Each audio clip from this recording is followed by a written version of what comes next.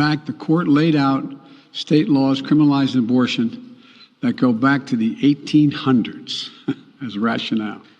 The court literally taking America back 150 years. This is a sad day for the country, in my view.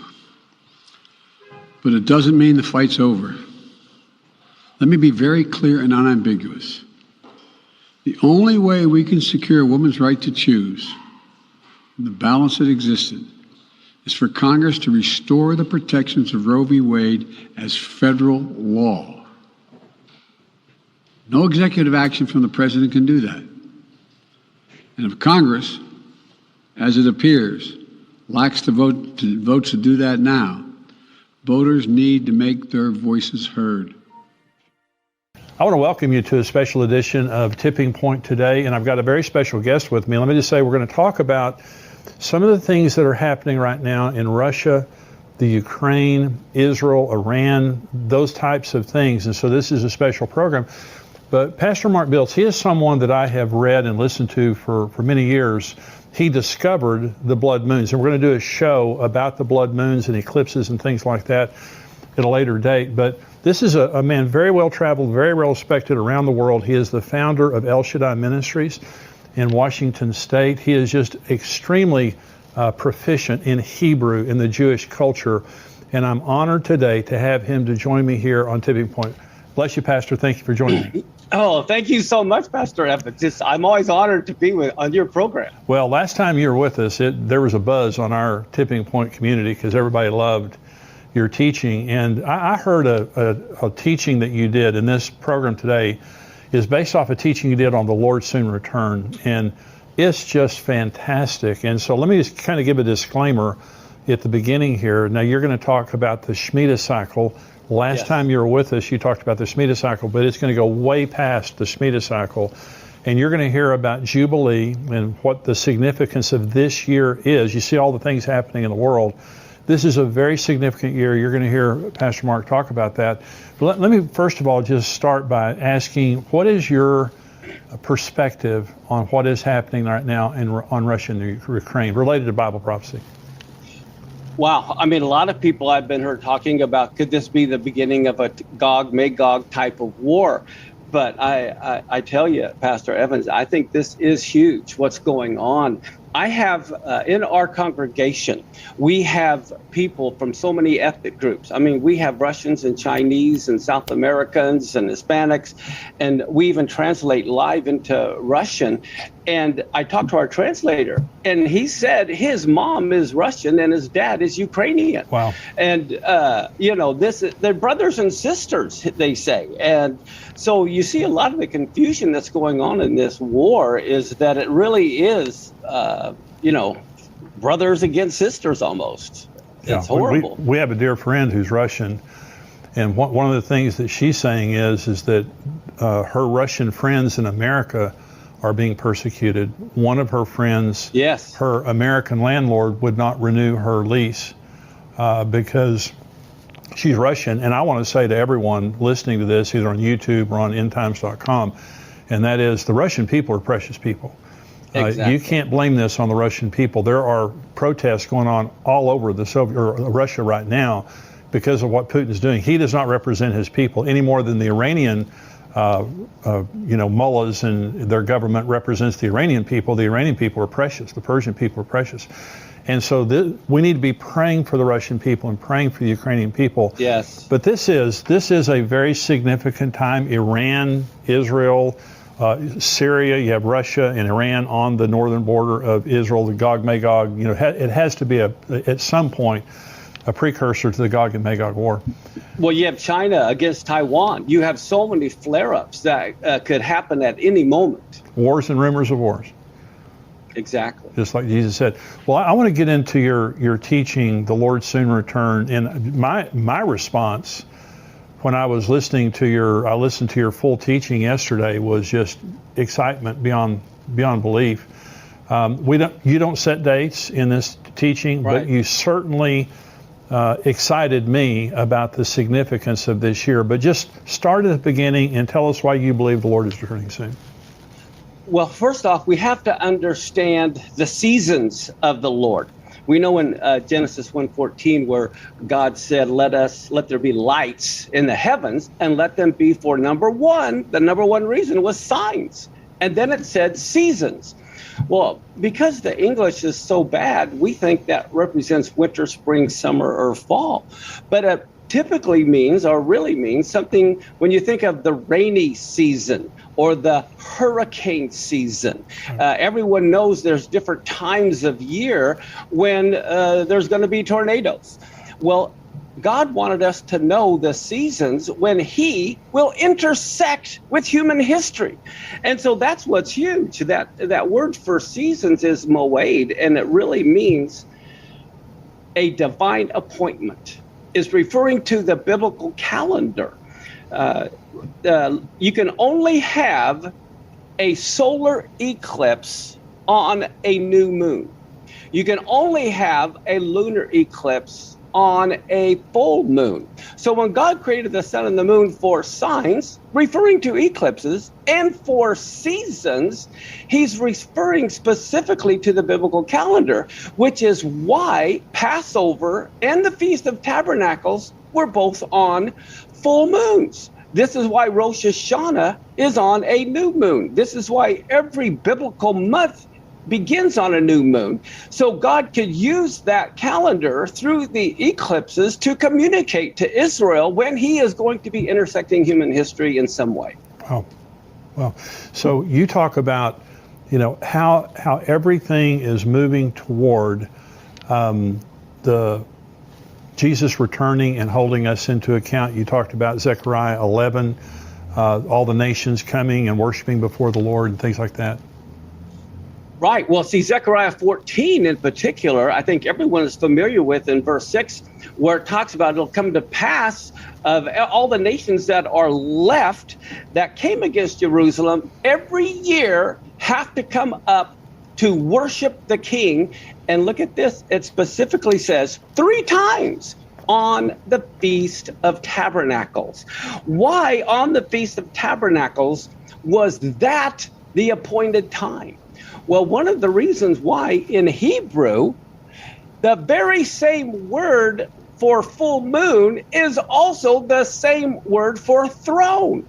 So God, can you imagine? God is sitting on his throne. You've got this full moon behind him. And when it is eclipsed, that is huge. But this is why Feast of Tabernacles, a full moon, is when every nation has to come before his throne and worship him. So even Proverbs now talks about the Lord returning on a full moon. Is that correct? Yes, and this is what is so unbelievable. Most people don't think of Proverbs as being a prophecy, but Proverbs 7 is one of the most incredible prophetic chapters in the Bible. It says in Proverbs 7:19, and let me preface that with this. In the Gospels, there are parables about Jesus being the good man of the house.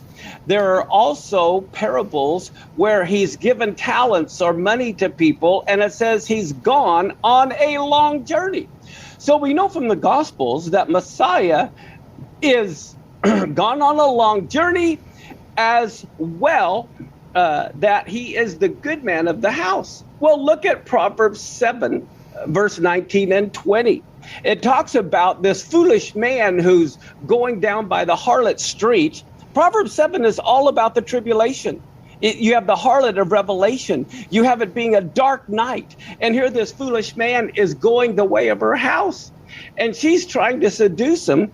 And Proverbs 7, 19 and 20, even Satan knows the feasts of the Lord. Look at what he says. This harlot says, the good man of the house is not at home. He's gone on a long journey. He's taken a bag of money with him. He's coming back on the day appointed. Well, what's amazing, you go back to look at that in another translation, the Jewish translation. It says in Proverbs 7:20, he's taken the bag of money with him and he's coming home at the full moon. Wow. And so that day appointed refers to the festivals, and it refers specifically to the Feast of Tabernacles, which also refers to the word throw. They're the same Hebrew word. So we all believe that, I mean, you and I both believe that Jesus fulfilled every spring feast, Passover, unleavened bread, first fruits, Pentecost. Those are the 4 spring feasts. There are 3 more feasts coming up. When you talk about tabernacles, when the Lord was talking about celebrating the Feast of Tabernacles, that includes Rosh Hashanah, that includes Atonement, and that includes Tabernacles. Is that correct? Yes, but here's what's so important. What Christians need to realize is not only did he fulfill those first spring and summer feasts, he fulfilled them to the day. That's right. He fulfilled them to the hour. At 9 in the morning is when he was bound to the cross on Passover.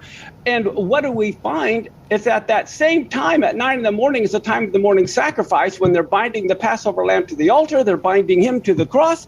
And guess what? At that very same moment, you have 1 million Jews surrounding Jerusalem at 9 in the morning, and they're singing what's called the Hallel, or Psalms 118. So what is Jesus hearing? Millions of people singing at that very moment from Psalm 118, binding the sacrifice with cords, even to the horns of the altar. Wow. And they're binding him. God the Father, being the Almighty, said, I'm going to determine what day my son is going to die. I'm even going to determine what hour he's going to die. I'm even going to determine what songs will be sung at his funeral. So he had King David 1,000 years before Messiah came write the funeral hymn that would be sung during his funeral. So he died on Passover at 3 in the afternoon, the time of the evening sacrifice, buried on unleavened bread, rose on first fruits.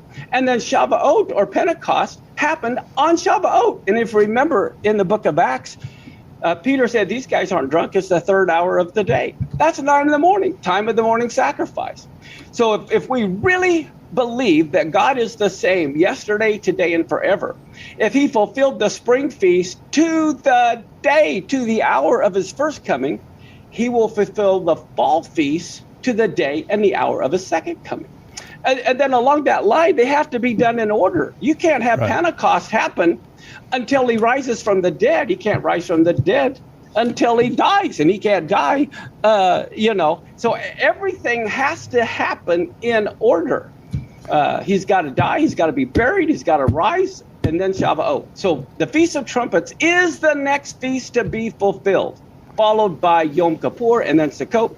And as you know, do we hear anything about trumpets in the book of Revelation? You bet we do. The Day of Atonement also was all through Revelation. We hear about the Ark of the Covenant is seen.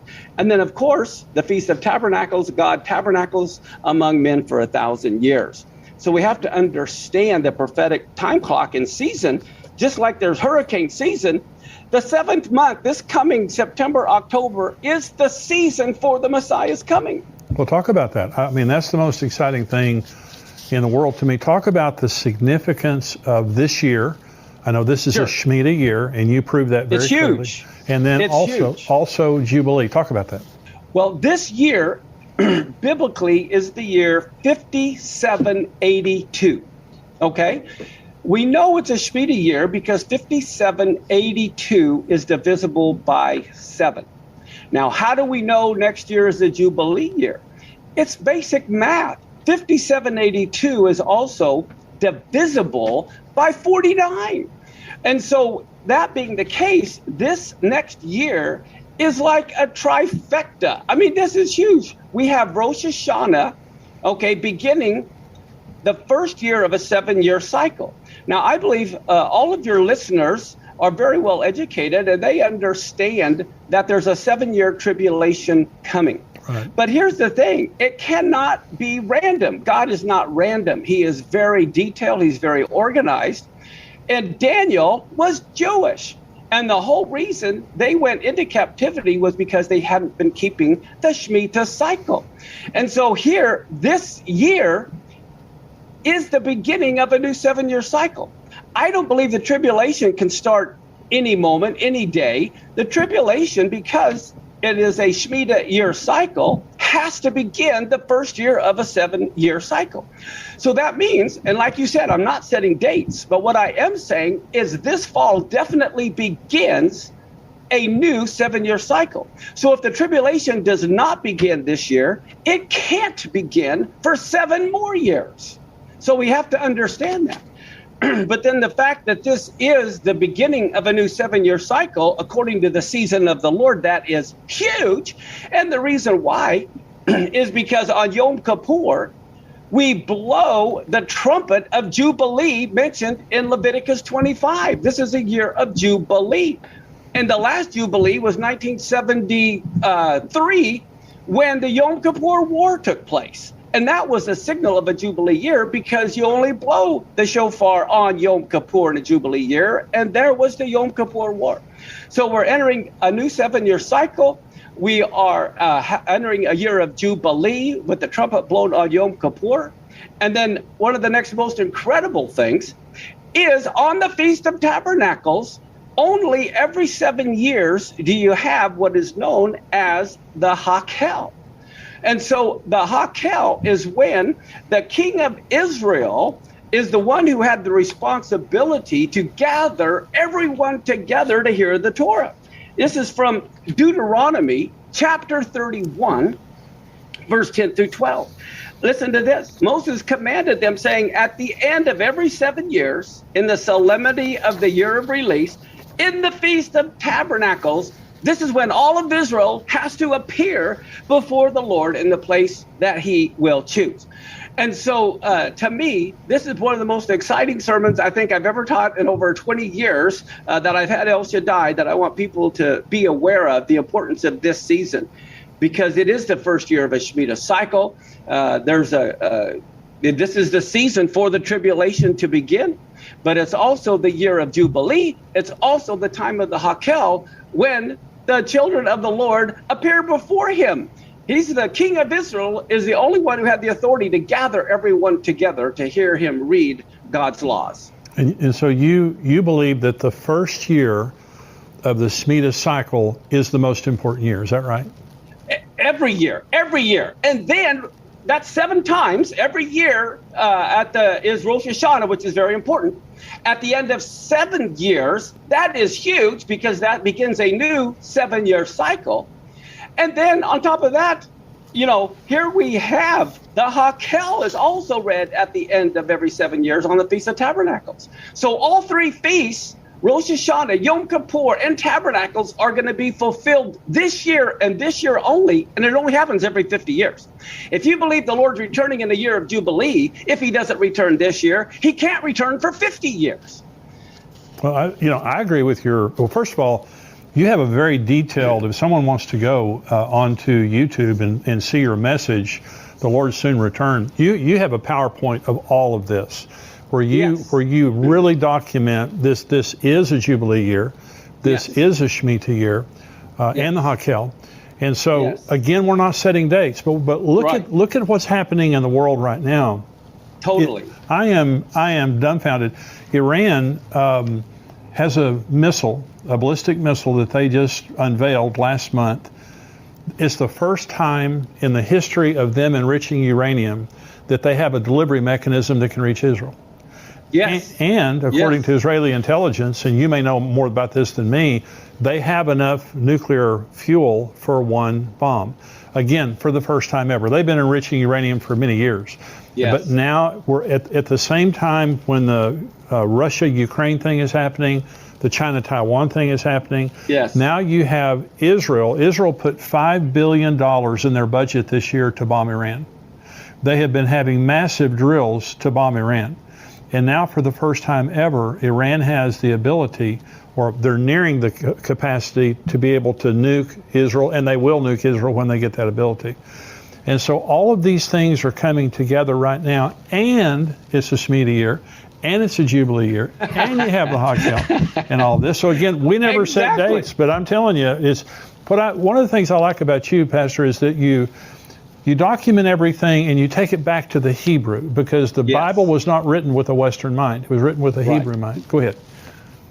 No, you're exactly right. And that's the reason why we have to understand in Leviticus 23, when it talks about the feasts of the Lord, well, when we hear feast, we think food. Yeah. But it's the same Hebrew word that was translated as seasons, which we think of fall in Genesis. So this is why you have to understand the culture to understand the biblical calendar. And we have a biblical calendar that we put out every year. The next one's coming out in a couple of weeks, but we overlap our current calendar with the biblical calendar so everyone can see exactly where we're at concerning the seasons or the times of the Lord.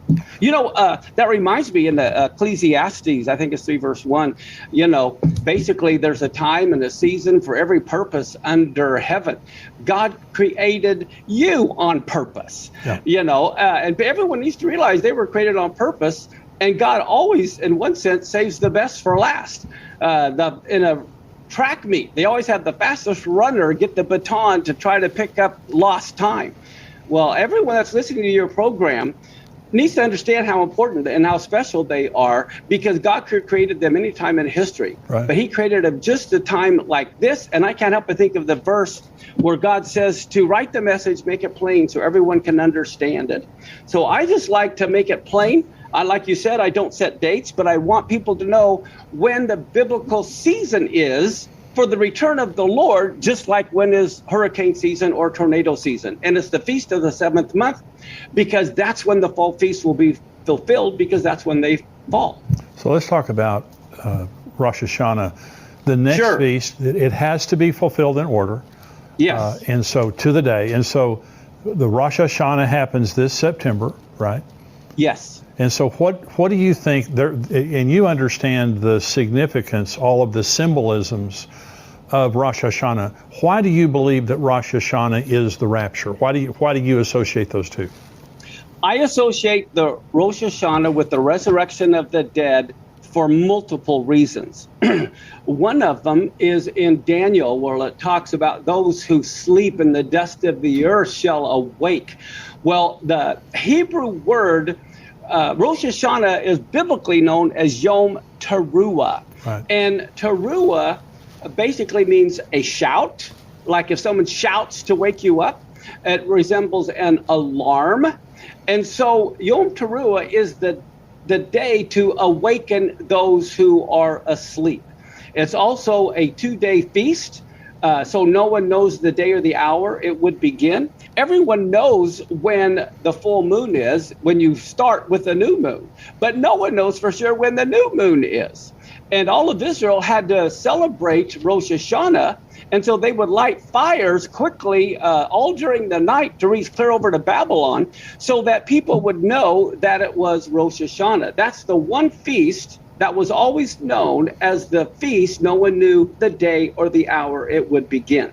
Now, in the New Testament, when it talks about the last trump, historically, they blow on Rosh Hashanah 100 blasts of the shofar. There's 3 different types of blasts that they blow, and the last blast is known, or the 100th blast is known as the last trump. So when Paul talks about the last trump, he's specifically referring to the 100th blast of the shofar on the Feast of Trumpets. It's also known as the day of the coronation of the king. I believe Psalm 47 is the coronation of the king's psalm that is sung. But everything is set up on Rosh Hashanah for the resurrection of the dead to take place. If you go to our Feast of the Lord, we have, I had a whole series on the Feast of the Lord. It was, and then we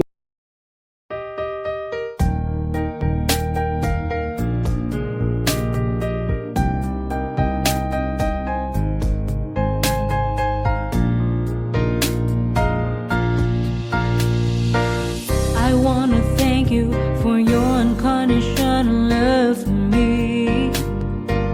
You are the most beautiful thing I have ever had in my life. You are the reason, that's why I am living in this world. I want to thank you for your unconditional love for me. You are the most beautiful thing I have ever had in my life. You are are the reason, that's why I am living in this world.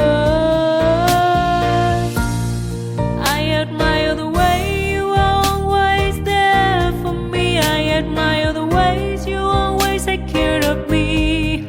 I admire the way you give your all just to see a loving smile on my face. I admire the way you love me.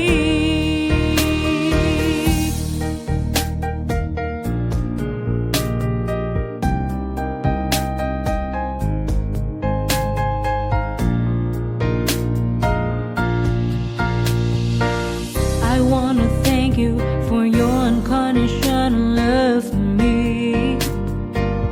You are the most beautiful thing I have ever had in my life. You are the reason, that's why I am living in this world. I admire the way you are always there for me. I admire the ways you always take care of me.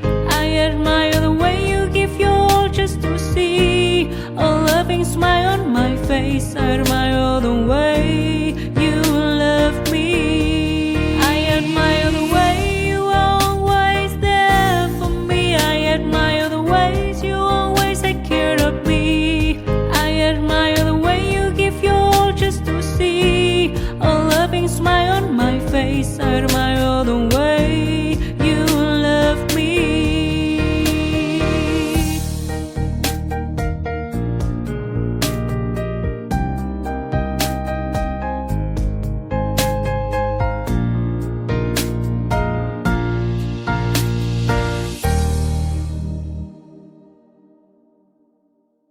Moved it to God's Day Timer, and that's been out of print now. So we recreated that God's Day Timer reprint with a workbook so people can do studies. But I go through explaining how every feast has to be fulfilled to the day and why the resurrection of the dead takes place on the Feast of Trumpets. So it's some year, and you and I both are saying to people watching and listening to this right now, pay attention to next September.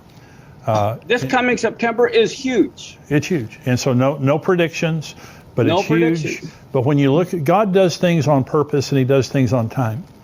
And so what you're saying, it's a Shemitah year, it's a Jubilee year.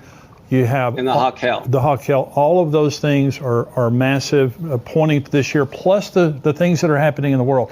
If there's ever been a time to get ready, this is the time. And Exactly. I would rather be ready and he not come than not be ready and he come. And the thing is this, in the Gospels, it talks a parable about how he delayed his coming. And so for some reason, even though this is the major season, he may choose to delay it. Sure. But the key is every Rosh Hashanah, we have to be watching, more specifically at the beginning of a Shemitah cycle. Now, when people talk about not knowing the day of the hour, my question is, are you talking about we don't know the day of the hour of the rapture, or we don't know the day of the hour when the tribulation begins, or we don't know the day of the hour when the Antichrist is revealed, or we don't know the day and the hour of the two witnesses? So which one does that apply to? I don't think it applies to everything. We're supposed to be done with our head in the sand like an ostrich. Right.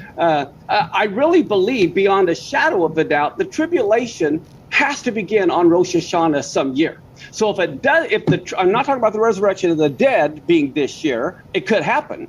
But I really believe there's a good chance the tribulation could begin this year. If it doesn't, it might be, 7 years from now. Right.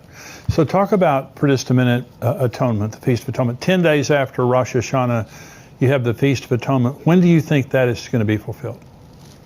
Well, that's such a good point. I'm so glad you asked that, because even when you think of the Feast of Trumpets, the problem with our Western culture, we see prophecy as a checklist. It's fulfilled, it won't happen again. That's not true biblically. Hebraically, if it's happened before, it will definitely happen again, but in another way. For example, we have 7 trumpets in the book of Revelation. Maybe each trumpet is blown each year on Rosh Hashanah is the next trumpet blown. And so I believe the tribulation has to begin because that's to be done in order.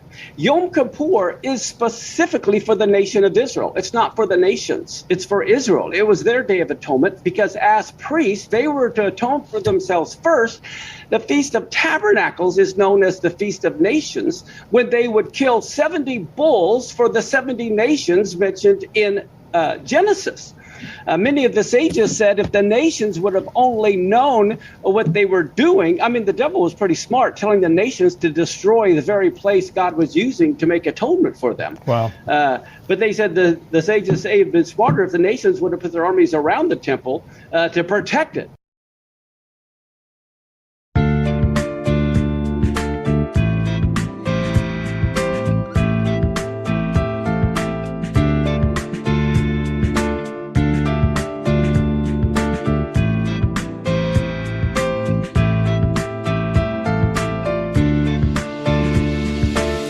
You have changed my life with your words and motivation.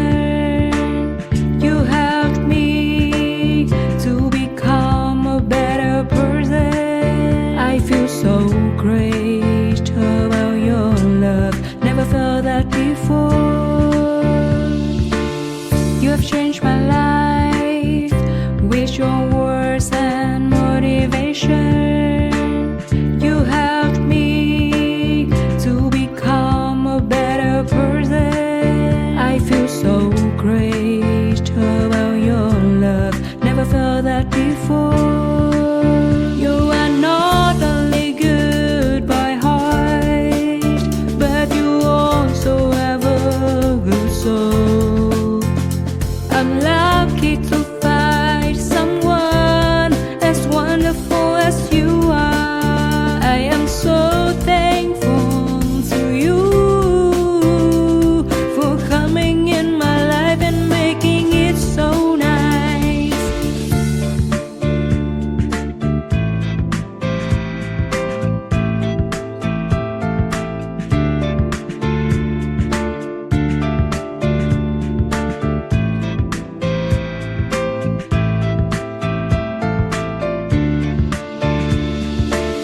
You have changed my life with your words and motivation. You helped me to become a better person. I feel so great about your love. Never felt that before. You have changed my life with your words and motivation. You helped me to become a better person. I feel so great about your love. Never felt that before. You are not only good by heart, but you also have a good soul. I'm lucky to find someone as wonderful as you are. I am so thankful to you for coming in my life and making it so nice. You are not only good by heart, but you also have a good soul. I'm lucky to find someone as wonderful as you are. I am so thankful to you for coming in my life and making it so nice.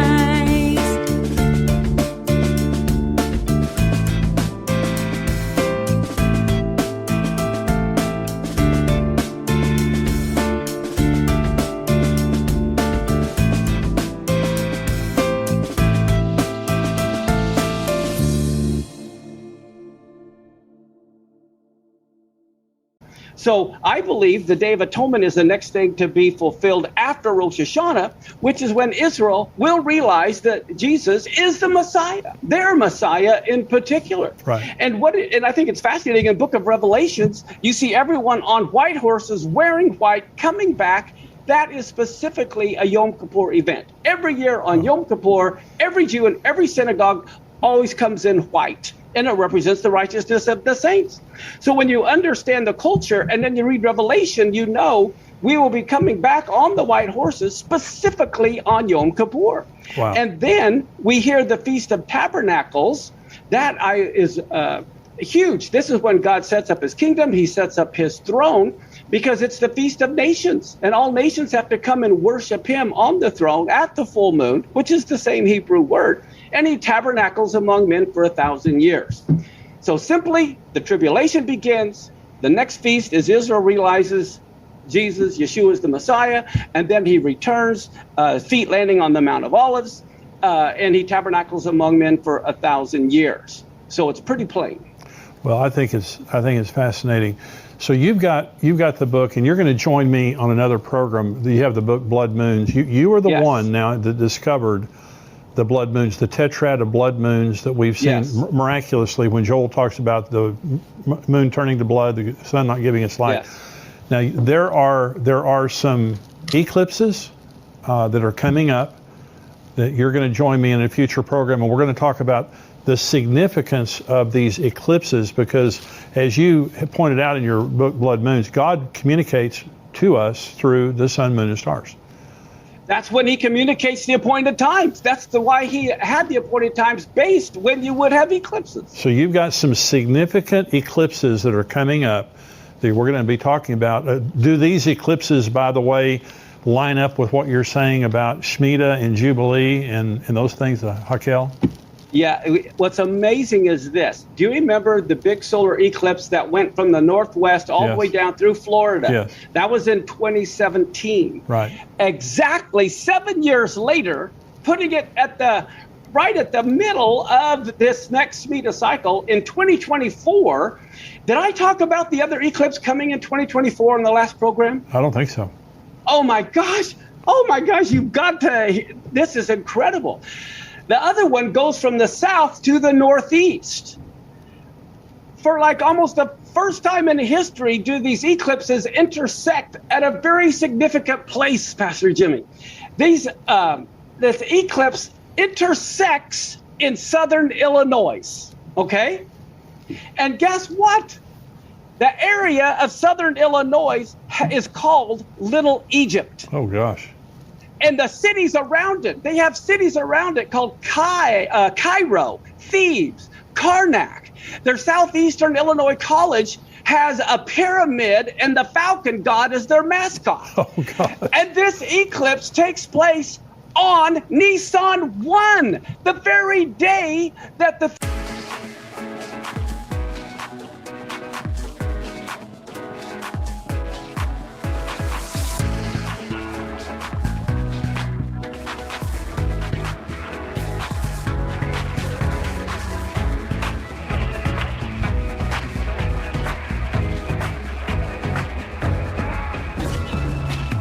I use my speech in a strand that I be losing all of time. This is when I feel alive.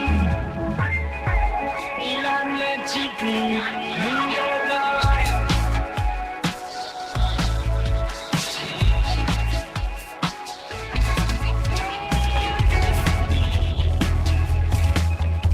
The victim stop. You won't dance with me, smile. That's light up the sky. Be this and just begins tonight. Let's land on your sky. The meaning's been too long. It can't be long enough to get fly.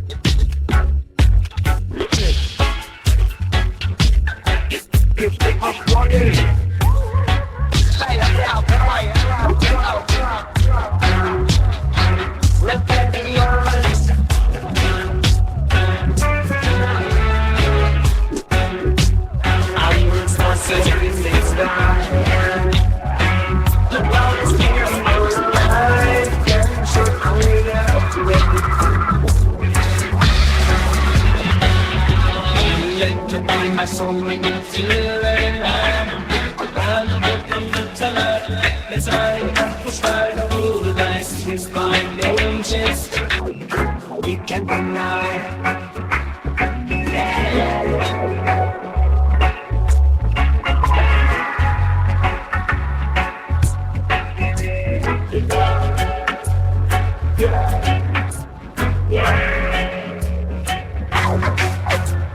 Electric chemistry, make me feel alive.